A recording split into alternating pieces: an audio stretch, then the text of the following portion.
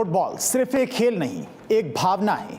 लेकिन क्या आपने कभी सोचा है कि फीफा आखिर शुरू कैसे हुआ? कौन लोग थे जिन्होंने दुनिया को एक साथ फुटबॉल के मैदान पर ला दिया? कैसे एक छोटे से संगठन ने अरबों लोगों की दीवानगी बनकर इतिहास रच दिया? नमस्कार, भारत 24 पर इतिहास गवाह देख रहे हैं आप और मैं हूं आपके साथ धीरेन्द्र अवस्थी। आज हम जानेंगे फीफा का पूरा इतिहास, उसकी शुरुआत, वर्ल्ड कप का जन्म और युद्धों का असर।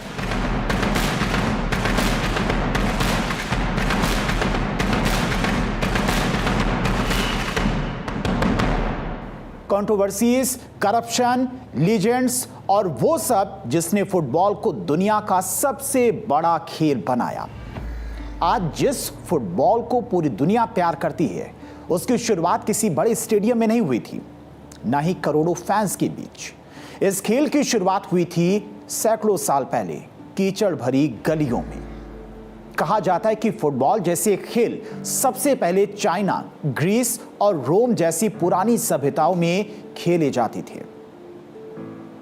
चाइना में एक खेल था कुजू, जहां लोग पैरों से बॉल को किक करते थे और कई हिस्टोरियंस इसे फुटबॉल का शुरुआती रूप मानते हैं। लेकिन मॉडर्न फुटबॉल की असली कहानी शुरू होती है इंग्लैंड से। 1800 के समय इंग्लैंड के स्कूल्स और कॉलेजेस में अलग अलग तरह के फुटबॉल खेले जाते थे। कहीं बॉल को हाथ से पकड़ने की अनुमति थी, कहीं सिर्फ पैरों से खेला जाता था। कुछ गेम्स इतने वायलेंट होते थे कि प्लेयर्स घायल हो जाते थे। कोई फिक्स्ड रूल्स नहीं थे। फिर 1863 में इंग्लैंड में बना द फुटबॉल एसोसिएशन। यहीं पहली बार फुटबॉल के ऑफिशियल रूल्स लिखे गए और यहीं से मॉडर्न फुटबॉल पैदा हुआ। और इसी वजह से इंग्लैंड को कहा जाता है होम ऑफ फुटबॉल। धीरे धीरे ये खेल यूरोप में फैलने लगा। फैक्ट्रीज के वर्कर्स, गरीब बच्चे, कॉलेज स्टूडेंट्स सब फुटबॉल खेलने लगे, क्योंकि इस खेल के लिए सिर्फ एक बॉल चाहिए थी और जीतने का जुनून। कुछ ही सालों में फुटबॉल लोगों की जिंदगी बन गया। लेकिन एक बड़ी प्रॉब्लम अभी बाकी थी। हर देश अपने अलग रूल से खेल रहा था और यहीं से शुरू होती है फीफा की कहानी।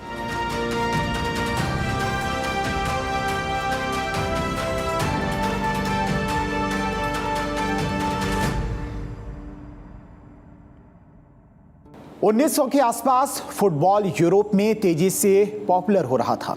हर देश अपनी अलग रूल से फुटबॉल को खेलता था। इंग्लैंड कहता था हमारे रूल्स सही हैं। फ्रांस अलग खेलता था, जर्मनी अलग, इटली अलग। प्रॉब्लम यह थी कि इंटरनेशनल मैचेस में लड़ाई हो जाती थी क्योंकि रूल्स सेम नहीं थे। तब लोगों को समझ आया कि अगर फुटबॉल को ग्लोबल बनाना है तो एक इंटरनेशनल ऑर्गेनाइजेशन चाहिए। 7 देशों ने मिलकर फीफा बनाया, जिसमें France, Belgium, Denmark, Netherland, Spain, Sweden, Switzerland और फीफा का नाम रखा गया federation international the football association, यानी कि international federation of association football. पहले प्रेसिडेंट बने रॉबर्ट गुएरिन। उस समय किसी ने सोचा नहीं था कि ये ऑर्गेनाइजेशन आगे चलकर अरबों डॉलर की ताकत बन जाएगी। उस समय इंग्लैंड ने फीफा ज्वाइन भी नहीं किया था, क्योंकि उन्हें लगता था फुटबॉल हमने बनाया है, हमें किसी ऑर्गेनाइजेशन की जरूरत नहीं है। लेकिन बाद में इंग्लैंड भी जुड़ गया। शुरुआत में फुटबॉल सिर्फ ओलंपिक्स में खेला जाता था, लेकिन फीफा चाहता था अपना खुद का टूर्नामेंट। फिर आए एक विजनरी इंसान, जूल्स रिमेट, और यही वो आदमी थे जिनकी वजह से वर्ल्ड कप पॉसिबल हुआ। जूल्स रिमेट फीफा के तीसरे और सबसे लंबे समय तक सेवा करने वाले अध्यक्ष थे। उन्हें फुटबॉल विश्व कप का जनक भी माना जाता है, क्योंकि उनके प्रयासों से ही 1930 में पहला विश्व कप आयोजित हुआ था और उन्हीं के सम्मान में पहली विश्व कप ट्रॉफी का नाम जूल्स रिमेट ट्रॉफी रखा गया था। आज वर्ल्ड कप दुनिया का सबसे बड़ा स्पोर्ट्स इवेंट है, लेकिन 1930 में हालात बिल्कुल अलग थे। ना बड़े स्पॉन्सर्स थे, ना करोड़ों व्यूवर्स थे, ना लग्जरी स्टेडियम थे। फिर भी कुछ लोगों ने एक सपना देखा था, पूरी दुनिया को एक फुटबॉल टूर्नामेंट में खेलने का। उस समय उरुग्वे दुनिया की सबसे मजबूत फुटबॉल टीमों में से एक थी। उन्होंने 1924 ओलंपिक गोल्ड, 1928 ओलंपिक गोल्ड जीता था और सबसे बड़ी बात 1930 में उरुग्वे अपनी आज़ादी के 100 साल सेलिब्रेट कर रहा था। उन्होंने फीफा से कहा, पूरा टूर्नामेंट हम होस्ट करेंगे और आने वाली टीम्स का खर्चा भी उठाएंगे। उस समय यूरोप से साउथ अमेरिका जाना बहुत मुश्किल हुआ करता था। ना एरोप्लेन्स थे जैसे आज हैं। टीम्स को समुद्र के रास्ते कई दिनों तक जहाज में सफर करना पड़ता था और इसी वजह से कई यूरोपियन टीम्स आने से डर रही थीं। आज वर्ल्ड कप में 48 टीम्स आती हैं। पहले वर्ल्ड कप में सिर्फ 13 टीम्स थीं, जिसमें South America, Uruguay, Argentina, Brazil, Chile, Bolivia, Peru और इसके अलावा Paraguay, North America, USA, Mexico, Europe, France, Belgium, Romania और युगोस्लाविया, ये 13 टीम्स थीं। कई यूरोपियंस देशों ने कहा कि इतना लंबा और महंगा सफर पॉसिबल नहीं है। कुछ टीम्स तो आखिरी समय में मानी थीं। फ्रांस, बेल्जियम, रोमानिया की टीम्स एक ही जहाज से उरुग्वे पहुंची। उस जहाज में फीफा प्रेसिडेंट भी मौजूद थे और सबसे खास बात, वो अपने साथ वर्ल्ड कप ट्रॉफी भी लेकर जा रहे थे। पहला मैच 13 जुलाई 1930 को खेला गया, फ्रांस वर्सेस मैक्सिको के बीच में, और पहला गोल मारने वाले प्लेयर बने लुसियन लॉरेंट, यानी इतिहास का पहला वर्ल्ड कप गोल। उरुग्वे को पहले फीफा विश्व कप की मेजबानी इसलिए मिली थी क्योंकि उन्होंने 1924 और 1928 में लगातार 2 ओलंपिक स्वर्ण पदक जीते थे और वे उस समय दुनिया की सबसे बेहतरीन फुटबॉल टीम थी। उरुग्वे ने खास तौर पर एक नया स्टेडियम बनवाया, एस्टेडियो सेंटेनारियो। यह स्टेडियम सिर्फ वर्ल्ड कप के लिए बनाया गया था। हजारों फैंस वहां पर पहुंचे। पूरा देश फुटबॉल के रंग में डूब चुका था। फाइनल मुकाबला होता है उरुग्वे और अर्जेंटीना के बीच में 30 जुलाई 1930। लगभग 90,000 लोग स्टेडियम में मौजूद थे। माहौल युद्ध जैसा था। इतनी राइवलरी थी कि फैंस लड़ने तक को तैयार थे। कहा जाता है कि अर्जेंटीना के फैंस हथियार लेकर आए थे। मैच शुरू हुआ। पहले हाफ में अर्जेंटीना आगे थी, लेकिन सेकंड हाफ में उरुग्वे ने कमबैक कर दिया। फाइनल स्कोर उरुग्वे 4 और अर्जेंटीना 2। उरुग्वे बना पहला फीफा वर्ल्ड चैंपियन। पूरा देश सड़कों पर उतर आया। लोग रात भर जश्न मनाते रहे, लेकिन असली जीत सिर्फ उरुग्वे की नहीं थी। असल जीत फुटबॉल की थी, क्योंकि पहली बार दुनिया ने महसूस किया फुटबॉल लोगों को जोड़ सकता है और यहीं से शुरू हुई वर्ल्ड कप की वो कहानी जो आगे चलकर अरबों लोगों की दीवानगी बनने वाली थी।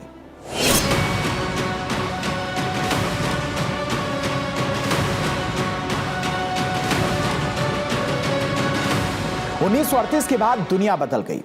वर्ल्ड वॉर 2 शुरू हुआ। पूरा यूरोप जल रहा था। लाखों लोग मर रहे थे। फुटबॉल रुक गया। 1942 और 1946 वर्ल्ड कप्स कैंसिल हो गए, लेकिन युद्ध खत्म होने के बाद फुटबॉल लोगों के लिए उम्मीद बनकर लौटा। जर्मनी में एक आदमी तेजी से ताकतवर बन रहा था, एडोल्फ हिटलर। उसकी आर्मी लगातार दूसरे देशों पर कब्जा कर रही थी। फिर 1 सितंबर 1939 को जर्मनी ने पोलैंड पर हमला कर दिया और यहीं से शुरू हुआ वर्ल्ड वॉर 2। धीरे धीरे पूरी दुनिया युद्ध में उतर गई। England, France, Germany, Italy, Soviet union, Japan, America सब लड़ाई में शामिल हो गए। फुटबॉल पूरी तरह से रुक चुका था। जो स्टेडियम्स पहले चीयरिंग से गूंजते थे, अब वहां पर सोल्जर्स ट्रेनिंग कर रहे थे। कई फुटबॉल ग्राउंड्स को military camps, hospitals, storage centres बना दिया गया। प्लेयर्स को मैदान छोड़कर युद्ध में जाना पड़ा। कुछ सोल्जर्स बन गए, कुछ पायलट्स, तो कुछ कभी वापस लौट कर ही नहीं आए। प्लेयर्स जिन्होंने जान गंवाई, कई फुटबॉलर्स युद्ध में मारे गए, कई क्लब्स टूट गए। कुछ देशों की नेशनल टीम सालों तक वापस नहीं बन पाई। यूरोप के कई स्टेडियम्स बॉम्बिंग में तबाह हो गए। लाखों लोग मर चुके थे और दुनिया डिप्रेशन और डर में डूब चुकी थी। लेकिन फुटबॉल फिर वापस आया। 1945 में युद्ध खत्म हुआ, लोग टूट चुके थे, शहर बर्बाद हो चुके थे, लेकिन उसी समय फुटबॉल लोगों के लिए उम्मीद बनकर लौटा। जब लोग स्टेडियम में वापस आए तो सिर्फ मैच देखने नहीं आए थे, वो नॉर्मल जिंदगी महसूस करना चाहते थे। फुटबॉल ने लोगों को फिर से मुस्कुराना सिखाया। फीफा का सबसे मुश्किल दौर ये फीफा के इतिहास का सबसे कठिन समय था, क्योंकि पहली बार दुनिया ने समझा फुटबॉल सिर्फ एंटरटेनमेंट नहीं है, ये लोगों को जोड़ने की ताकत रखता है। और इसी के बाद शुरू हुआ फुटबॉल का नया एरा, जहां वर्ल्ड कप सिर्फ खेल नहीं बल्कि पूरी दुनिया की भावना बनता जा रहा था।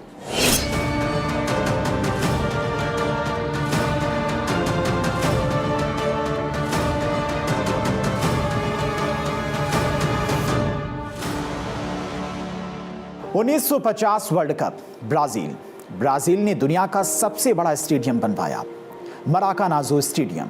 फाइनल जैसा मैच, ब्राजील वर्सेस उरुग्वे।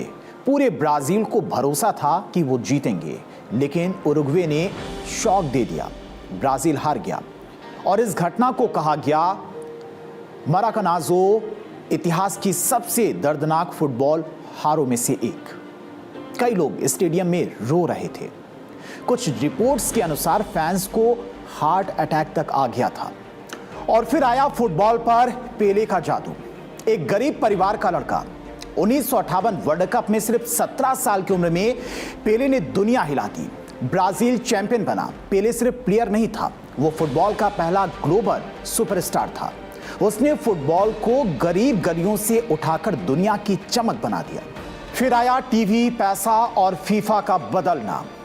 1960 से 70 में टेलीविजन बढ़ने लगा।